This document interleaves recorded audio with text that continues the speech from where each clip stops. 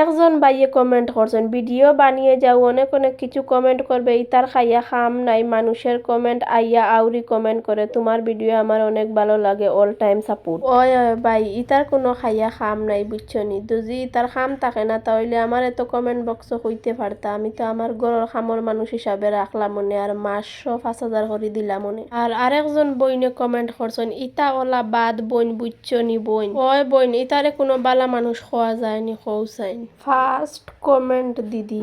ওকে ওকে আপনাকে অনেক অনেক ধন্যবাদ।